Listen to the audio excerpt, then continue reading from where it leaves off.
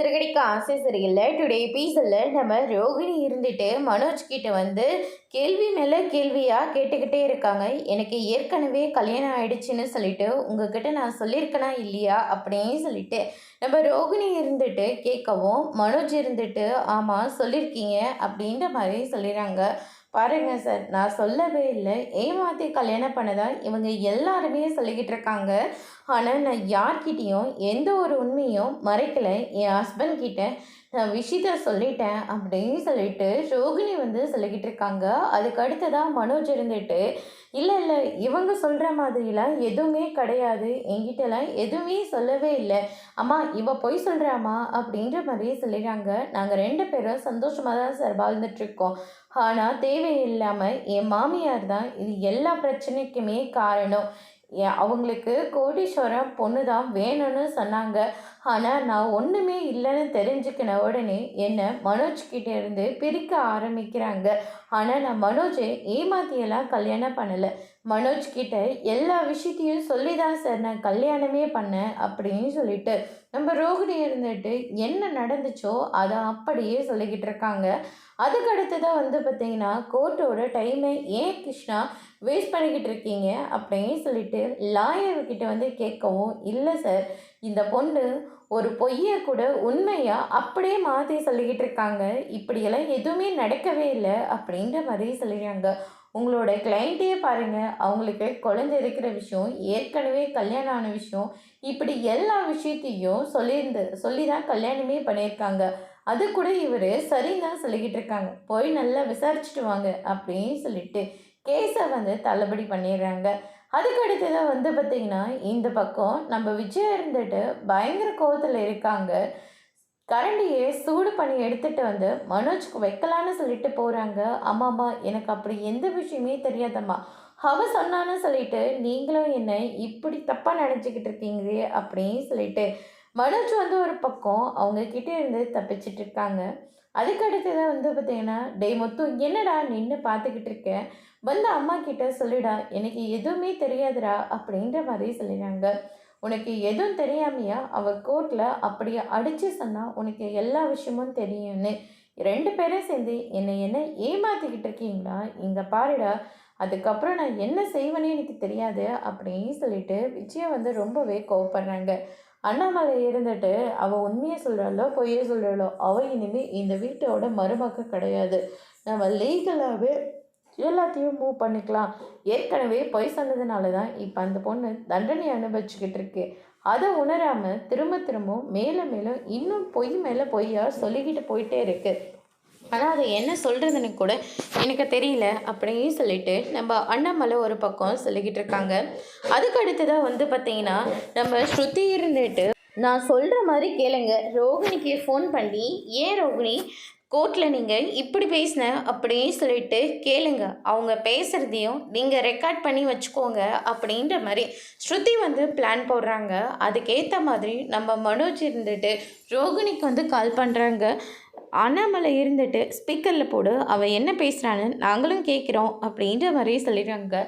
சொல்லுங்கள் மனோஜ், அதிசயமாக ஃபோன் பண்ணிகிட்டு இருக்கீங்க, கோர்ட்டில் எதுக்கடி நீ பொய் சொன்ன அப்படின்னு சொல்லிட்டு கேட்கவும், நான் என்ன பொய் சொன்னேன், உண்மையை தானே சொன்னேன், எனக்கு கல்யாணம் ஆன விஷயம் உங்ககிட்ட நான் ஏற்கனவே சொல்லிட்டேன்ல, கிறிஷி தான் என்னோட பையனும் உங்ககிட்ட நான் சொன்னல, ஆனால் நீ என்னது பேயா வந்து தானே மிரட்டின அப்படின்னு சொல்லிட்டு நம்ம ரோகிணிக்கிட்ட மனோஜ் வந்து சொல்லவும், எப்படியும் ஒன்று, நான் உங்ககிட்ட விஷயத்த சொன்னேன்னா சொல்லலையா, உனக்கு என்னை பற்றின எல்லா விஷயமும் தெரியும் தானே, ஆமாம் தெரியும், அதை தானே மனோஜ் நானும் கோர்ட்டில் சொன்னேன், நான் எங்கே இதில் போய் சொன்னேன் அப்படின்னு சொல்லிட்டு எல்லா பழியும் தூக்கி மனோஜ் மேலேயும் விஜயா மேலேயும் போட்டுடுறாங்க. எல்லாத்துக்கும் காரணம் உங்கள் அம்மா மட்டும்தான். நம்ம ரெண்டு பேரும் இப்படி பிரிஞ்சு கஷ்டப்பட்டுட்ருக்கோன்னா அதுக்கு முக்கிய காரணமே உங்கள் அம்மா மட்டும்தான். நீ என் கூட வந்துடு மனோஜ், நான் உன்னை நல்லபடியாக பார்த்துப்பேன் அப்படின்ற மாதிரி சொல்லிடுறாங்க. அதுக்கு அடுத்ததாக விஜயா இருந்துட்டு இப்படி அநியாயத்துக்கு பொய் சொல்லிகிட்ருக்கே, நீ எல்லாம் நல்லபடி இருப்ப, உன்னை இந்த கையால் தாங்க தாங்கன்னு தாங்கியிருக்கேன். ஆனால் உன்னை நான் கொடுமை பண்ணதா சொல்லி கோர்ட்டில் அவ்வளோ பொய் சொல்லிக்கிட்டு இருக்க. என் கண்ணு முன்னாடி இந்தியனா நான் உன்னை செருப்பாலேயே அடிப்பேன்னு சொல்லிட்டு செருப்பை எடுத்துகிட்டு வந்து ஃபோன்லேயே அடிக்கிறாங்க.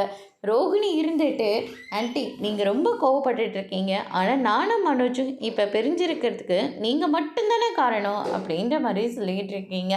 அதுக்கு அடுத்ததாக ஆன்ட்டி நீங்கள் ஃபஸ்ட்டு தப்பு பண்ணிட்டீங்க. அவங்க இப்போ ரெக்கார்ட் பண்ணி வச்சுருப்பாங்க. அது அவங்களுக்கு எவிடன்ஸாக போயிடுச்சு. இப்போ நம்ம தோற்று போயிட்டோம் அப்படின்னு சொல்லிட்டு ஸ்ருதி வந்து சொல்லிடுறாங்க. அதுக்கு அடுத்ததாக வந்து பார்த்திங்கன்னா மீனா இருந்துட்டு முத்துக்கிட்ட சொல்லி நம்ம எப்படியாவது அவங்களுக்கு ஹெல்ப் பண்ணியே ஆகணும், இல்லாட்டி அத்தையை வசமாக அந்த ரோகிணி மாட்ட விட்டுருவா அப்படின்ற மாதிரி சொல்லிடுறாங்க. சரி ஏதாச்சும் ஒன்று பண்ணுவோம் அப்படின்ற மாதிரி சொல்லிக்கிட்டு இருக்காங்க. இந்த பக்கம் ரோகிணியோட அம்மா இருந்துட்டு சமைக்கணும், சமைக்கிறதுக்கு வீட்டில் பொருள் எதுவும் இல்லை, கடைக்காரன் சும்மாவும் கொடுக்க மாட்டான், பணம் வேணும், இப்போ என்கிட்ட எந்த பணமும் இல்லையே, சரி ஒரு நிமிஷம் இருங்க அப்படின்னு சொல்லிட்டு சிந்தாமணிக்கு ஃபோன் பண்ணி என்கிட்ட வளையல் இருக்கு, அந்த வளையலை வச்சுட்டு எனக்கு ஒரு லட்ச ரூபா பணம் வேணும் அப்படின்ற மாதிரி சொல்லிடுறாங்க. 1,00,000 ரூபா பணமா? அவ்வளோ பணம் என்கிட்ட இல்லை, ஆனால் எனக்கு தெரிஞ்ச ஃபைனான்ஸ்காரங்க இருக்காங்க, அவங்கக்கிட்ட சொல்லி நான் 1,00,000 ரூபா கொடுக்க சொல்கிறேன், ஆனால் 5 ரூபா வட்டி அப்படின்ற மாதிரி சொல்லிடுறாங்க. இதை கேட்டோன்னே ரோகிணி இருந்துட்டு அது எவ்வளோ வேணால் இருந்துட்டு போட்டோம், ஆனால் எனக்கு இப்போ பணம் ரொம்ப அர்ஜென்ட்டு அப்படின்ற மாதிரி சொல்லிடுறாங்க. அதனால் சிந்தாமணியை அவங்க ஆளுக்கிட்ட பணத்தை கொடுத்து இது கந்து வட்டிக்காரன் கொடுத்தான்னு சொல்லி அவகிட்ட கொடுத்துட்டு வந்துரு அப்படின்ற மாதிரி சொல்லிடுறாங்க.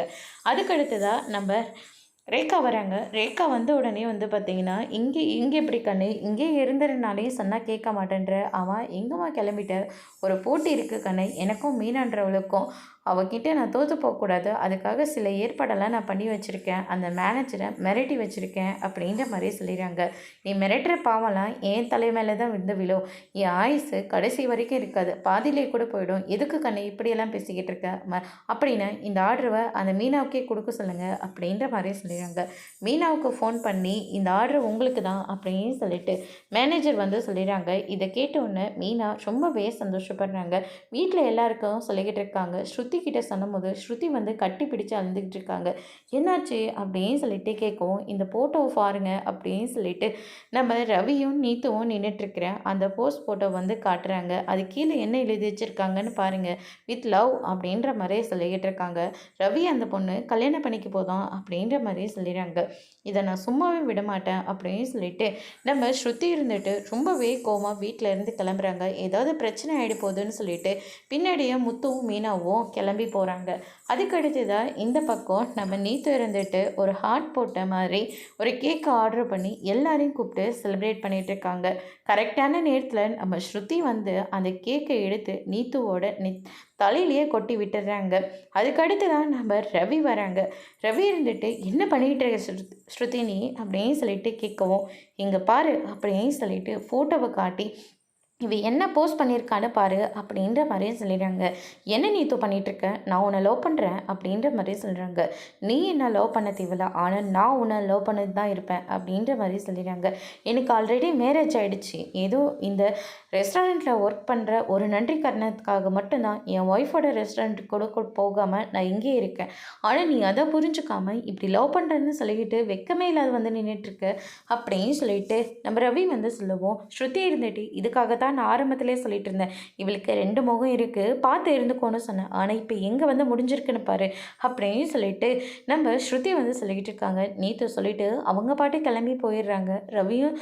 ரவிக்கிட்ட சண்டை போட்டு ஸ்ருதியும் ஒரு பக்கம் கிளம்பி போயிடுறாங்க. முத்தும் மீனா வராங்க. எல்லா தப்பும் உன் மேலே தான் இருக்குது, நீ ஆரம்பத்திலேயே ஸ்ருதி கூட போயிருந்தா இவ்வளோ பிரச்சனை வந்திருக்காது அப்படின்ற மாதிரி சொல்லிக்கிட்டு இருக்காங்க. அதோட இன்னைக்கான எபிசோட் முடிச்சிருக்காங்க. இனி சிறகடிக்க ஆசையில் அடுத்தடுத்து என்னெல்லாம் நடக்க போகுதுன்றதை வெயிட் பண்ணி பார்க்கலாம். தேங்க்யூ.